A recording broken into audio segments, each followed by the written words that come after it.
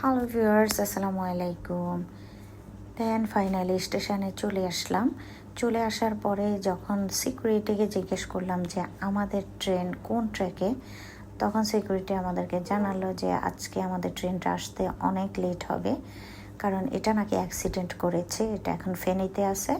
এখান থেকে একটা ইঞ্জিন গিয়ে ওই ট্রেনটাকে আনতে হবে, তারপরে এখান থেকে ছাড়বে ওইটা ছিল বিজয় এক্সপ্রেস, জামালপুরের ট্রেন।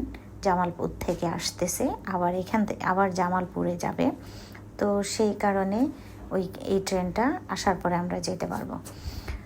এটা শোনার পরে মনে হয় মাথায় বাস পড়ছে এরকম অবস্থা।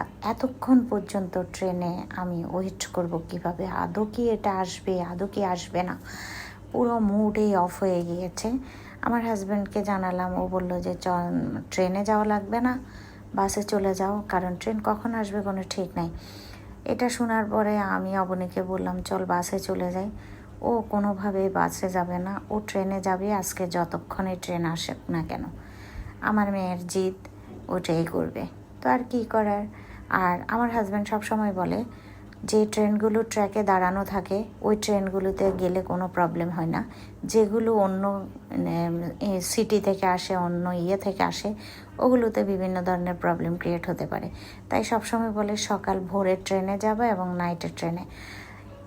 আমি আসলে সকালবেলা উঠতে পারবো না বলেই আমি প্রভাতী পাহাড়ি এগুলিতে টিকিট কাটি নাই। তো সেই কারণে আমি চেয়েছি 9টার পরে যাব। তো 9টার ট্রেন বিজয় এক্সপ্রেস, এটা বুঝতে পারিনি। আসলে ট্রেন জার্নি খুব কম হয়, আমার মেয়ের জন্য যেতে হয়। যদিও আমি স্টেশনের মেয়ে, কুমিল্লা লাকসাম এগুলো হলো আমাদের জংশন, তো ওই হিসেবে আমি ট্রেন জার্নি করি না, একদমই করি না। আমার হাজব্যান্ডেরও পছন্দ না এই ধরনের প্রবলেম ক্রিয়েটের জন্য। তো আর কি করার, বুঝলাম যে অনেকক্ষণ ওয়েট করতে হবে। তো সেই কারণে মেয়েকে বললাম যে যেহেতু যেতে লেট হবে, কখন যায় না কোনো ঠিক নাই, দুপুরে হয়ে যাবে, বিকেলও হতে পারে। তো সেই কারণে বললাম যে চলো আগে ব্রেকফাস্টটা সেরে নিই। তো এখানে ক্যান্টিনে ব্রেকফাস্টটা সেরে নিলাম, সাথে একটা টিও খেলাম। এদিকে টাইম পাস করার জন্য আমার মেয়ে বসে গেছে স্টেশনে ওর আর্ট করার জন্য। ওর মেহেদি, এটা এক ধরনের মেহেদির মতোই এই প্যানটা, ও ড্র করে। তো বসে বসে আর্ট করতেছে, তো আমি কতক্ষণ দেখলাম, মানে টাইম পাস আর কি। স্টেশনে বসে থাকতে এত খারাপ লাগতেছে না, কারণ স্টেশনটাও খুব নিরিবিলিতে, এত মানে নয়েজ লেস স্টেশন আসলে এর আগে আমি কখনো দেখি নাই। এখন কি একটু আনটাইম এই কারণে নাকি, আগে যেরকম রেল স্টেশনে আসলে অনেক নয়েজ, অনেক ঝামেলা হতো, আজকে দেখি যে সেরকম কিছু নাই, খুব নিরিবিলি ডিসেন্টভাবে লোকগুলো ওয়েট করতেছে। আমাদের সাথে অনেক প্যাসেঞ্জার, কিন্তু ট্রেন আসতে অনেক সময় লাগবে বলেছে। তো এরই মধ্যে আমি আর কি করব, বোরিং টাইম স্পেন্ড করতেছি, নিজেকেও একটু দেখতেছি। আসলে ভালো লাগতেছে না এতক্ষণ ওয়েট করে একটা জায়গায় যাওয়াটা, আসলে আমার কাছে প্যানিক ছাড়া আর কিছু মনে হচ্ছে না।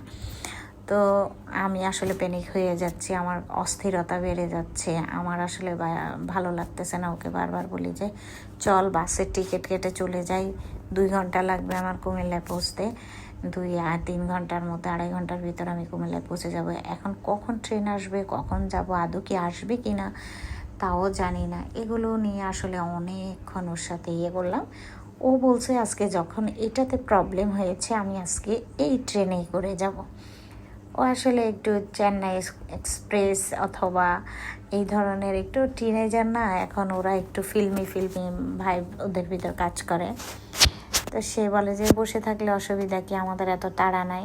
তো এরই মধ্যে ও অনেকগুলো ড্র করলো, ডিজাইন করলো বসে বসে। এটা হলো হোয়াইট কালার মেহেদি, আগে সে পেন দিয়ে ড্র করে নিছে, এখন মেহেদিটা পড়তেছে। আর কি করার, বসে বসে মেয়ের সাথে আমিও টাইম পাস করি, যখন ট্রেন আসবে তখন যাব। এই হলো আজকের আমার ট্র্যাজেডি লাইফ। সবাই আমার জন্য দোয়া করবেন।